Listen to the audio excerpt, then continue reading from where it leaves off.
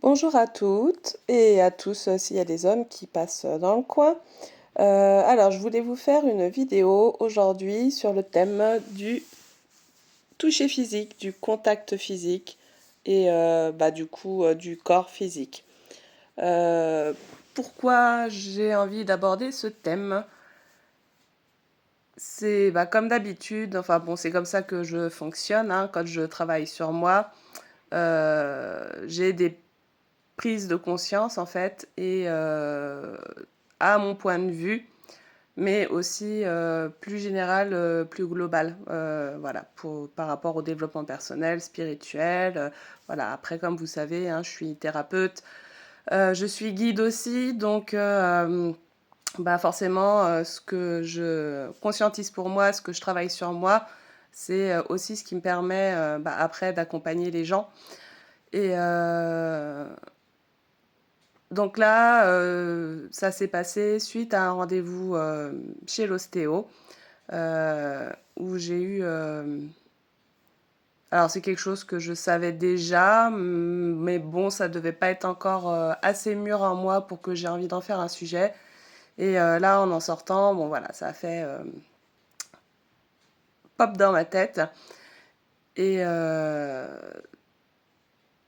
donc du coup, ce que j'ai envie de vous parler aujourd'hui, c'est vraiment l'importance justement du toucher physique, de ce qui se passe dans le toucher physique, dans un toucher physique, un partage qui se passe dans le respect, qui est sain, à quel point ça peut venir guérir en fait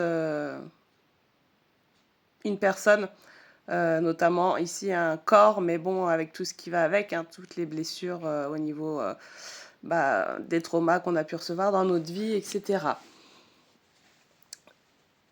Donc, pourquoi j'ai été à l'ostéo? Donc, ça fait de longues années que je travaille sur moi. Alors, on parle toujours de la trilogie, trinité, corps, âme, esprit.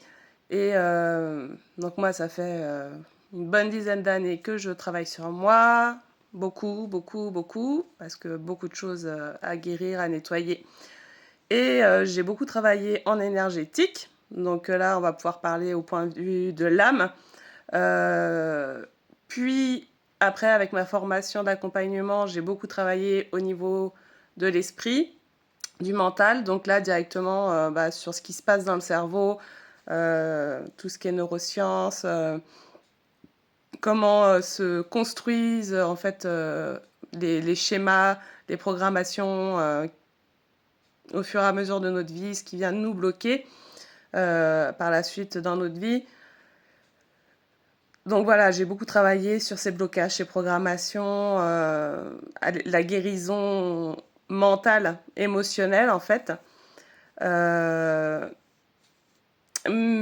Et même si j'ai travaillé sur mon corps, du coup, par ces pratiques, puisqu'il y a beaucoup de somatothérapie, de libération du corps, etc., on va dire que sur mon corps vraiment physique en lui-même, ça, je l'ai quand même laissé beaucoup de côté. Pourquoi? Moi, je pense que pour d'autres personnes, ça va pouvoir se passer différemment. Moi, c'est cette part que j'ai laissée de côté. Pourtant, j'ai un corps qui parle fort, qui s'exprime beaucoup. Euh, je l'ai traité au point de vue d'aller chercher les messages qu'il m'envoyait, mais j'ai pas été travailler au niveau du véhicule en lui-même, de ce qui nous apporte. Donc en fait, le corps, c'est ce qui nous permet d'être en interaction avec tout ce qui nous entoure, les gens, l'alimentation, l'oxygène, etc. Donc vraiment le corps dans cette facette-là, en fait. Euh, donc voilà, je me suis rendu compte que certes, j'ai été écouter beaucoup ces messages, mais je le faisais un peu en mode ok, j'écoute ce que tu as à me dire, comme ça après tu me fous la paix et puis je peux continuer à avancer. Voilà. Je pense que là je suis arrivée à un stade où justement, comme j'ai guéri beaucoup de choses au niveau de mon esprit, de mon énergie, etc., bah, forcément, le maillon manquant s'est, manifesté, très fortement. Je pense aussi qu'avant, je n'avais pas l'espace nécessaire pour pouvoir, m'occuper de ça parce que j'étais en mode survie, j'avais des choses plus importantes à traiter et j'étais pas dans un état où en fait, je pouvais aller me pencher là-dessus et j'étais quand même en mode, automatique de survie et là, ayant réussi à instaurer du coup la sécurité, l'équilibre en moi, tout naturellement, enfin, on sait tous, hein, que quand on lâche mentalement, le corps, se manifeste derrière. Et donc là, mon corps, a pas mal lâché, depuis, on va dire un bon mois et demi, heu, au point où je j'ai pas pu faire l'impasse dessus, que j'ai été obligée de l'écouter, que j'ai été obligée de ralentir énormément, d'accepter, le repos, heu de vraiment prendre soin de lui, du coup, par le toucher physiquement, par mon alimentation, et cetera.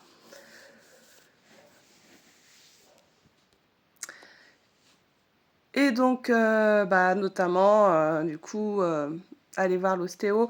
Alors, je suis dans le bien-être et j'apporte ce bien-être aux autres, par les massages, par les soins et cetera. Mais comme on dit, le cordonnier est toujours, le moins bien chaussé. Et j'ai énormément de mal à trouver, des bons praticiens pour prendre soin de mon corps. C'est pas faute d'en avoir besoin, mais malheureusement, heu, voilà, j'y reviendrai après.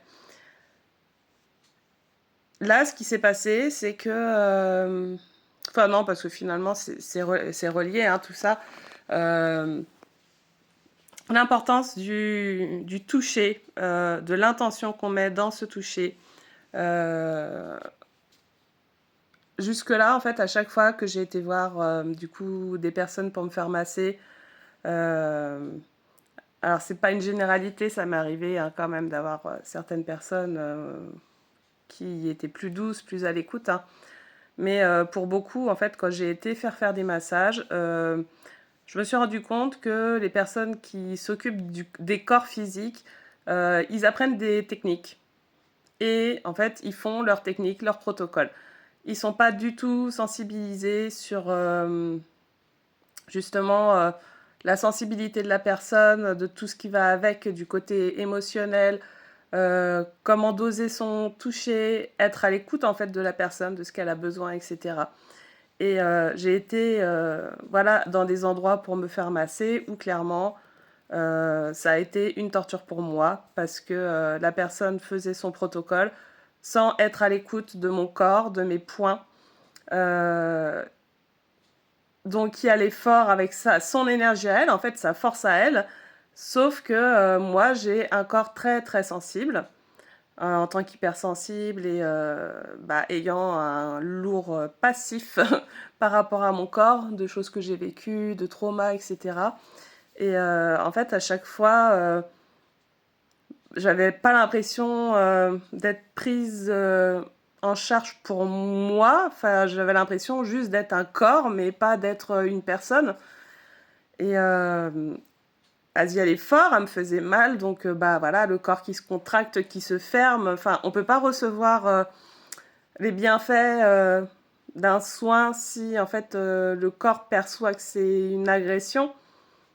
Et voilà, du coup, j'ai fini par ne plus vouloir y aller parce que moi, j'ai besoin d'un toucher yin et que en fait, on trouve, beaucoup, des gens qui sont dans un toucher yang, dans une énergie yang et c'est super agressif, en fait, pour quelqu'un, qui est dans une énergie yin.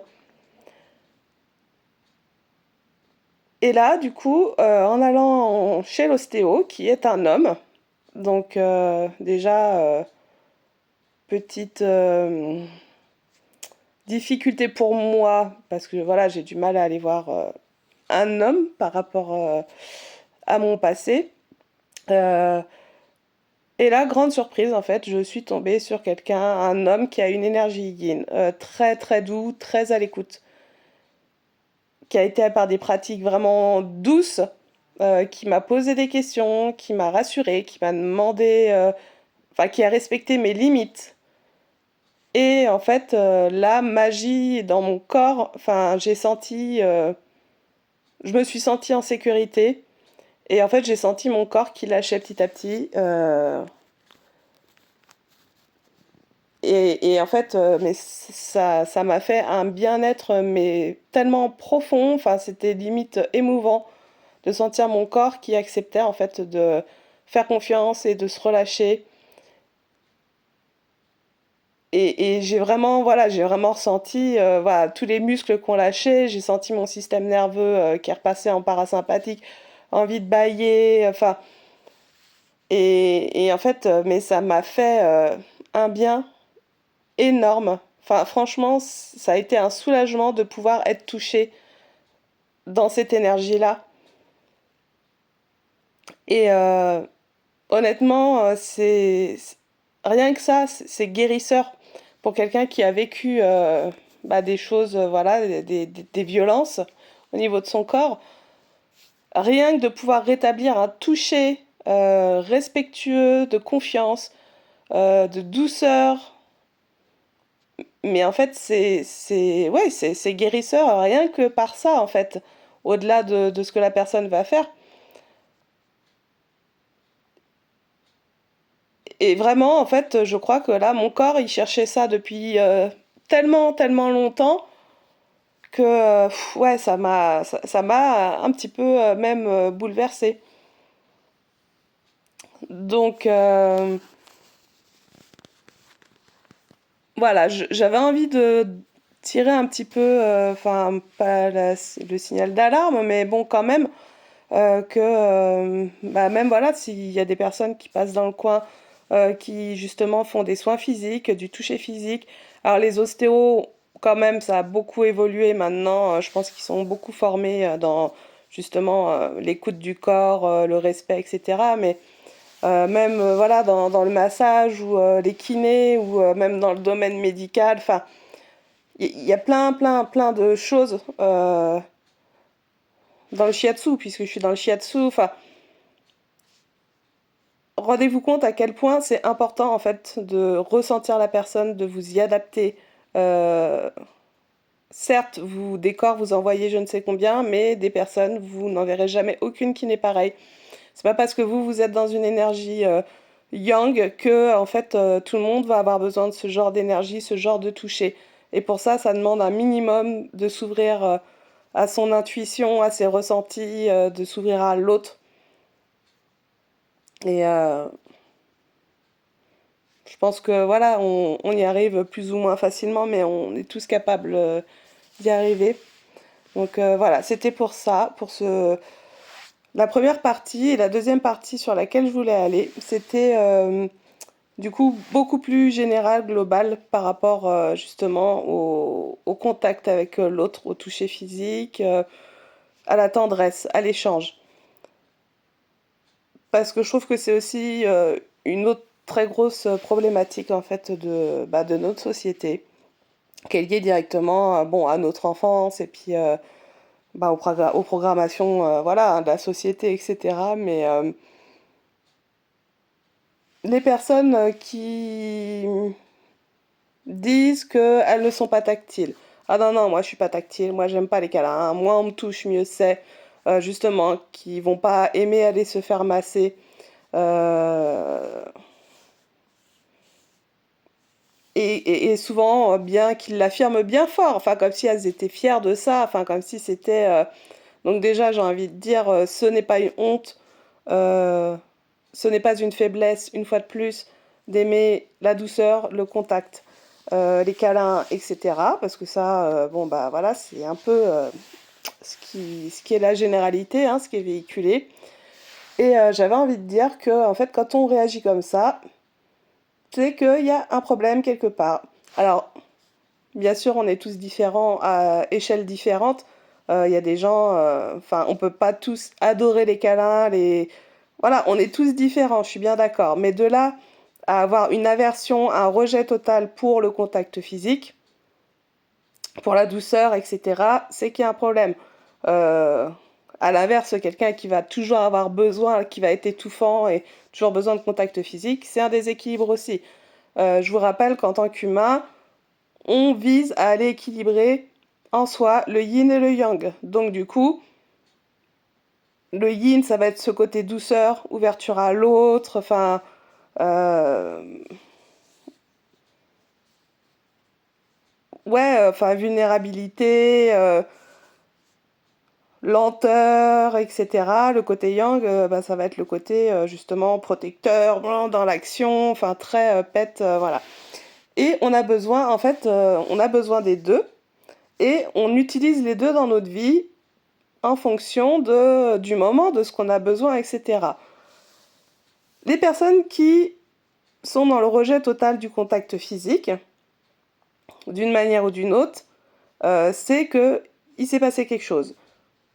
Des blessures d'enfance, des traumas, une éducation qui a fait que,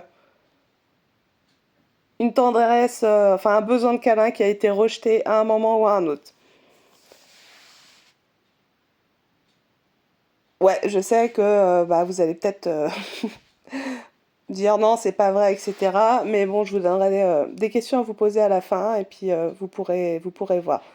Moi, ce que j'avais envie de dire, c'est que en fait,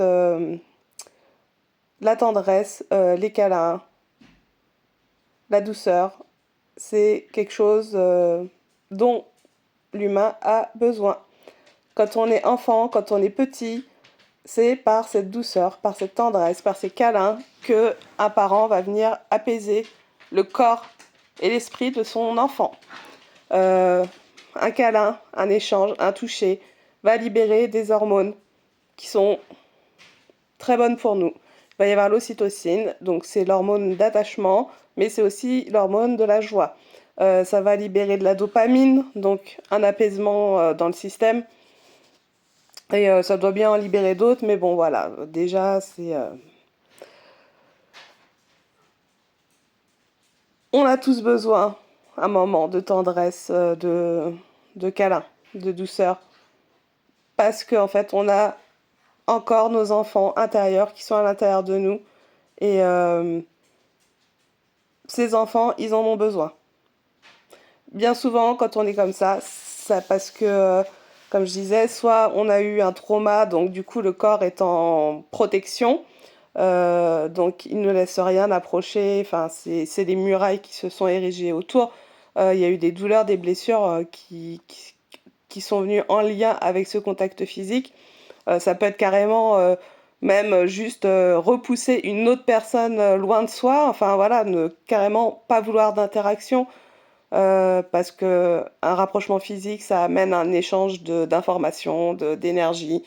Ça nous met en état de vulnérabilité. C'est laisser l'autre nous approcher. Euh, Ça peut être aussi parce qu'effectivement, enfant, vous avez entendu dire que les effusions, la tendresse, les câlins, c'était quelque chose à proscrire, que c'était malsain, ou alors vous en avez eu besoin, on vous l'a interdit, ou vous avez reçu des sortes d'humiliations par rapport à ça. Mais voilà, moi je vous le dis que on le voit des fois passer, hein, que les câlins, la tendresse, en fait, c'est un médicament énorme pour nous, pour notre âme, pour notre esprit, là, pour le complet, en fait. Et voilà, ce qui se fait, en fait, ce qu'il y a, c'est qu'on est dans un monde qui est tellement yang, yang, yang, yang, qui ne laisse plus la place au yin.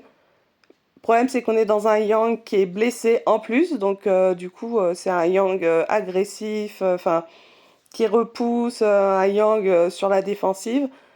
Et le yin, lui, il est blessé, etc. Mais bon, lui, de toute manière, il est mis au placard d'office. J'avais juste envie de... Voilà, je sais pas si vous avez déjà vu sur les réseaux sociaux les personnes qui se mettent dans la rue avec une pancarte avec écrit donnez-moi un câlin ou câlin gratuit. Et en fait, moi, quand je vois les réactions des gens qui passent autour, ça me choque. Ils sont en état... Enfin, en fait, on voit limite la révulsion, le dégoût sur leur visage, de voir comme si, en fait, la personne, elle était abjecte de vouloir, enfin, de proposer un câlin, etc. Enfin, euh, limite, elle est bonne à aller à l'asile de fous.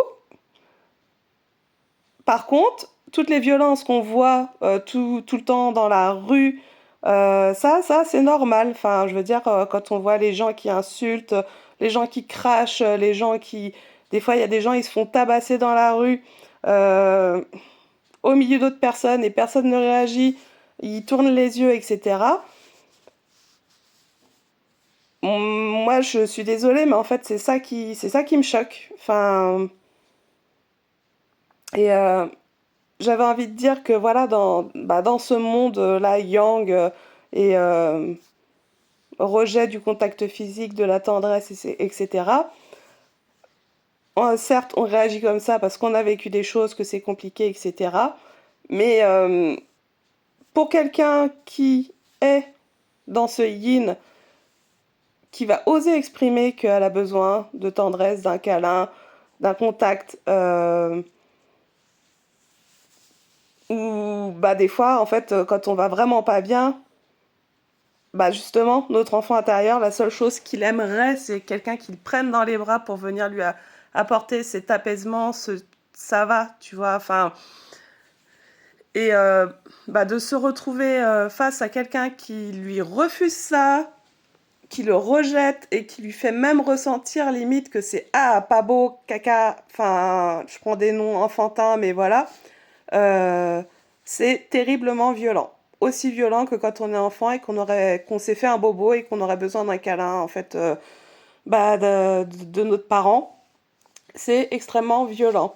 Donc, voilà, c'est pas pour partir, enfin, faire de la culpabilisation, etc.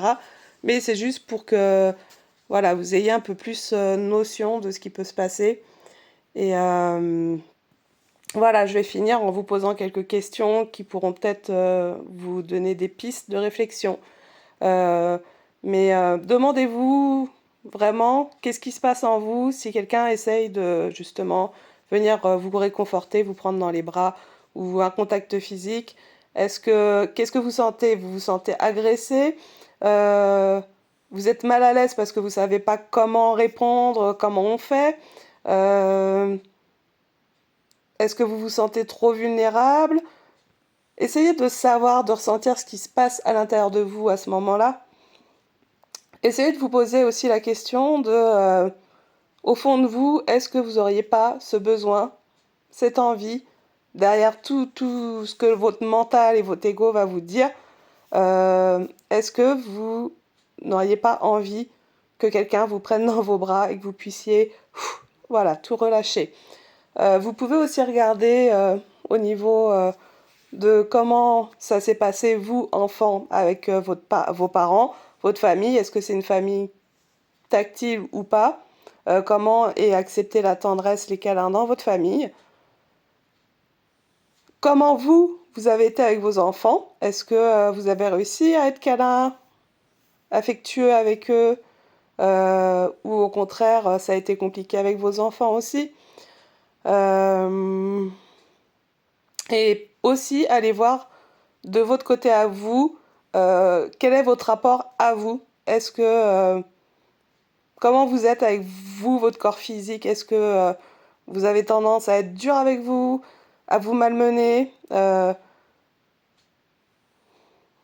Par exemple, voilà, enfin, ça peut être dans le fait de dépasser toujours vos limites, au niveau alimentation, au niveau tabac, alcool, euh, sport à outrance. Est-ce que vous prenez des moments pour vous? Est-ce que enfin, quel est votre contact avec vous, votre corps physique? Est-ce que vous savez vous apporter de la douceur et de la tendresse? Est-ce que vous êtes à l'écoute de ce que votre corps vous dit?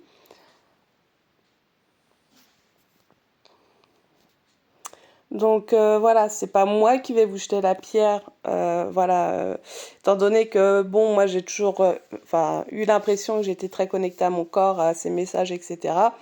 Mais voilà, là je viens d'avoir cette prise de conscience qu'effectivement, euh, j'étais pas mieux que certaines autres personnes, hein, j'étais dure avec moi-même, dans mon jugement envers moi-même, dans ce que j'ai fait à mon corps. En gros, on lui dit tu fais ce que je te dis, tu te tais, surtout tu te plains pas, tu continues, j'ai besoin de toi pour travailler, mais alors surtout tu la ramènes pas. Et puis après, quand ça va pas, on donne on prend des médicaments, euh, le tabac pour moi. Enfin, clairement, j'étais pas du tout dans l'amour de moi-même au niveau de mon corps physique, de ce que je m'apportais à moi. Et voilà, à un moment, j'ai pas eu le choix parce que il a su se rappeler à moi. Et là, j'entame du coup, ce nouveau travail pour essayer de rapporter, voilà, du respect, de l'amour à l'intérieur de moi. Alors, lors de ma formation, on a beaucoup travaillé justement sur aller pouvoir, dans le toucher physique, se connecter à soi, comprendre qu'est-ce qu'on aime dans le toucher, qu'est-ce qui est désagréable, enfin, apprendre nous-mêmes à comprendre en fait ce qui est bon pour nous, ce que notre corps aime, etc. Donc ça m'a fait énormément avancer. Euh, on a beaucoup travaillé sur les limites, écouter ses limites, savoir soi-même en fait se respecter et poser nos limites par rapport à nous. En fait, on a fait tout ce travail par rapport à nous. Puis, du coup, une fois qu'on a toute cette connaissance, qu'on a acquis tout ça en nous, à partir de là, on peut commencer à le projeter sur l'extérieur, en fait, par rapport à notre rapport aux autres. Mais en fait, après, on devient sûr en soi-même. En fait, on sait qu'on peut se faire confiance pour poser nos propres limites. Et donc, du coup, il y a beaucoup moins de danger à se mettre dans le contact à l'autre parce qu'on sait qu'on pourra lui dire ça je veux pas, moi j'aime bien ça non c'est compliqué pour moi.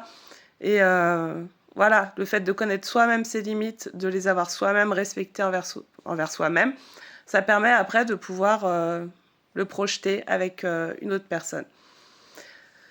Donc voilà, écoutez, j'espère que ce sujet voilà, vous aura intrigué au moins, qu'il y aura peut-être des petits pops qui seront faits dans votre tête. Et voilà, j'ai pas la prétention de vouloir révolutionner le monde, mais par contre, effectivement, je peux agir à mon niveau, à moi, euh, par rapport à ce que je transmets, par rapport à mes connaissances, par rapport à mes apprentissages, etc. Et vraiment, moi, ce qui me tient à cœur finalement dans cette vie, à mon niveau, c'est de pouvoir ramener plus de yin en fait dans, cette, dans cette société, dans cette vie. De pouvoir ramener plus toutes ces valeurs yin, plus de douceur, d'entraide, de partage, ouais, de douceur.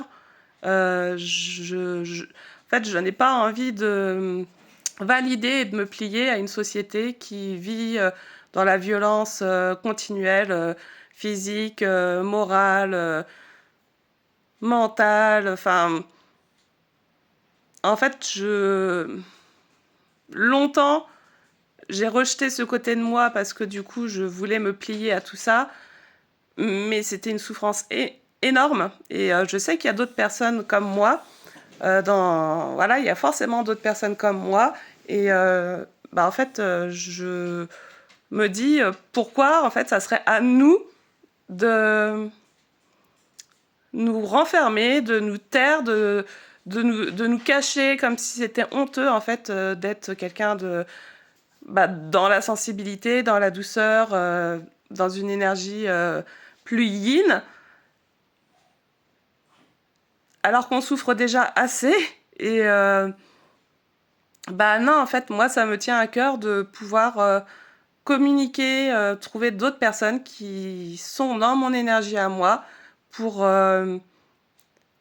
bah, en fait, qu'elles se rendent compte qu'elles ne sont pas seules, qu'il y a d'autres personnes et qu'elles doivent réussir à un moment à assumer qui elles sont et que c'est comme ça qu'on rééquilibrera petit à petit le monde. Pour, voilà, pour un monde bah, plus équilibré dans le yin et le yang, mais